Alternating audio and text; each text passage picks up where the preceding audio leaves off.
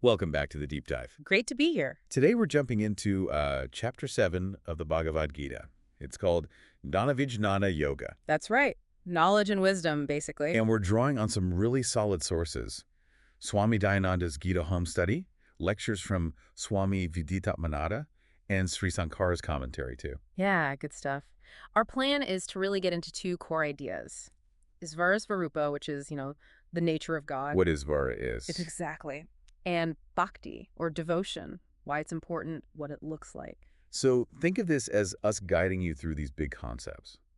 We want to figure out, okay, who or what is Isvara according to the Gita, and why is devotion such a big deal? We'll break down the different kinds of devotion, too. The goal is clarity, not getting lost in too much detail, just the key insights. Perfect.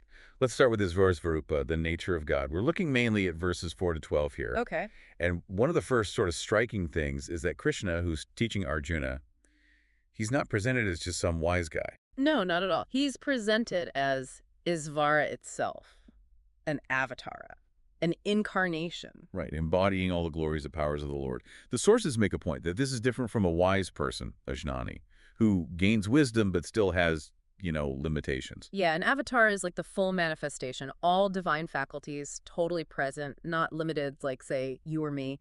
And speaking of limitations, our sources mention how our births, as jivas, individual souls, are tied to past karma.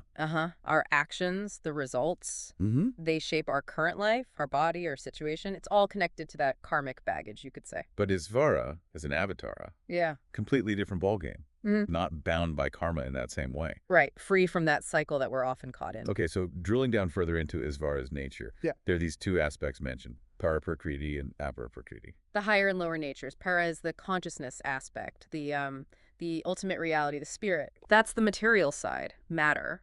Everything we perceive through the senses, basically. The elements, the mind, the ego, all that falls under apara-prakriti. And together, these two make up the complete Lord, Purnasvara. Exactly. The totality. Consciousness and matter, both aspects of the one Isvara. So how does this relate to the universe we see around us? Well, the Gita says Isvara manifests the whole show. It's like Isvara puts on this costume made of the three gunas. The gunas. Sattva, ragas, tamas. The qualities or energies. Right. Purity, activity, inertia.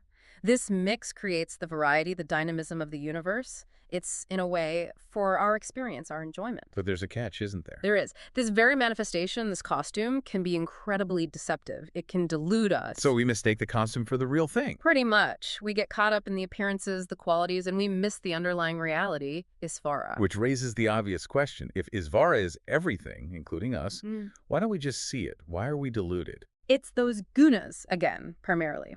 Their interplay creates this powerful illusion, this sort of filter over our perception, likes, dislikes, attachments. They all stem from this and cloud our vision. So it obscures the truth. Deeply obscures it. Now, it's key to understand that Isvara is the cause of everything. The origin point. Yes, and also the support, the sustainer. Think of the 5 elements: earth, water, fire, air, ether, plus mind, intellect, ego.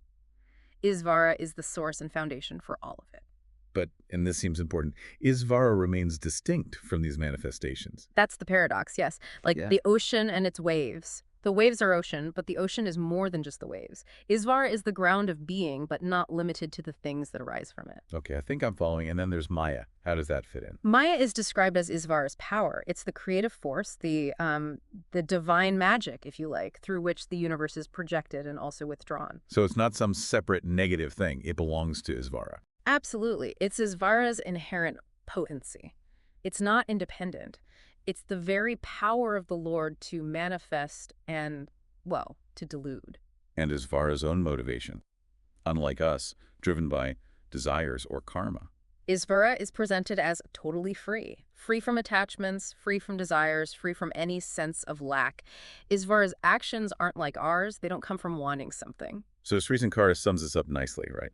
He says Isvara is both the efficient cause, the intelligence behind it all, the doer in a cosmic sense, and the material cause. The actual stuff the universe is made of, like the clay and the potter. Isvara is both. Wow. Okay, that's a lot to take in about Isvara's nature. It is deep, yeah. So given all this, the delusion, the complex nature of reality, Why bhakti? Why devotion?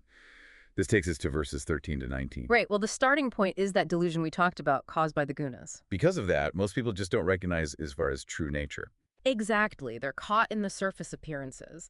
Even though the world is a manifestation of Isvara, our own filters, our likes, our dislikes, born from ignorance and feeling limited, they prevent us from seeing that unity. We see separation, differences, Yeah. instead of the underlying connection. Precisely. And bhakti, devotion, is presented as the way through that delusion. How does it work? It's about turning towards Isvara. The sources say that people who are wise, whose negative karma, their sins, are starting to fade. They naturally develop this devotion. It's a path of surrender, of love, that helps clear the fog. And the Gita mentions different types of devotees, doesn't it? 4 kinds. It does. There's the arta, the afflicted person, someone suffering and turning to God for help. That makes sense. Then the jignasu, the seeker of knowledge, curious about the nature of reality and God. The philosophical type. Sort of. Then the artharthi, the one seeking wealth or specific outcomes, material success. So praying for tangible things. Right. And finally, the jnani, the wise one. This person is described as constantly united with Isvara, whose devotion comes from deep understanding. In this Janani, Yeah. they're considered the best. Yes. The Gita says the jnani is exceptionally dear to Isvara. Sri Sankara clarifies this. While all 4 types are good, they're all moving towards the divine. Sure. The jnani is considered the highest because their devotion isn't just based on need or curiosity, but on knowing the true nature of Isvara. The love flows directly from that wisdom. Knowledge and love combined. Exactly. Okay, so devotion is the path through delusion. Now, verses 20 to 30 apparently talk about 2 main types of bhakti. Broadly, yes. It contrasts devotion done with specific desires versus devotion done for its own sake, for spiritual growth. Well, let's start with the first one, Sakama Bhakti, devotion with desires. Right. Sakama means with desire. These are people driven by wanting worldly things, pleasure, success, relief from problems.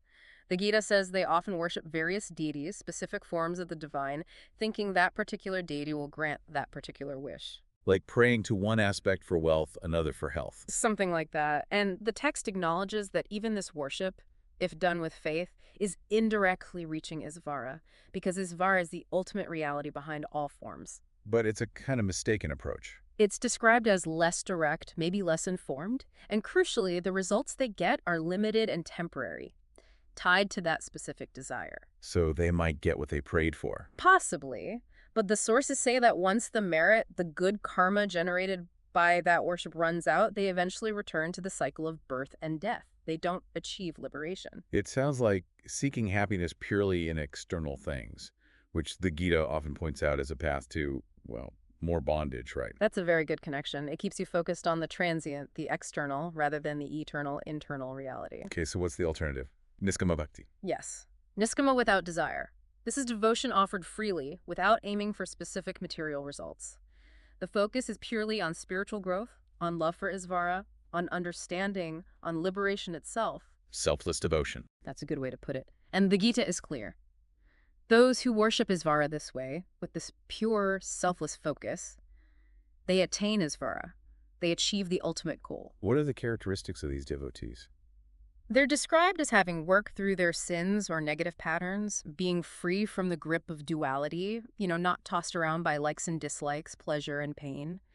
They're steady, steadfast in their commitment, in their vows. There's a sense of inner stability there. Definitely. And an important point made is that Isvara is actually equally present to all beings, impartial, like the sun shining on everyone. Good. But it's only those who approach with this niskama bhakti, this pure love and devotion, who actually realize that presence, who come to know Isvara directly. The connection requires that sincerity, that selfless turning towards the divine. And you mentioned karma yoga earlier. This feels very connected. It absolutely is. Karma yoga is about performing actions as an offering, dedicated to Isvara, without attachment to the fruits or results. That action itself becomes a form of niskama bhakti. So your work, your duties, done selflessly, become worship. Exactly. It purifies the mind and leads towards liberation.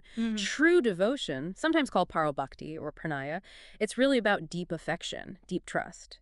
It's not transactional. Not, I do this for you, you do that for me. No, it's about pleasing the Lord out of pure love. The reward is the connection, the joy of pleasing the divine itself.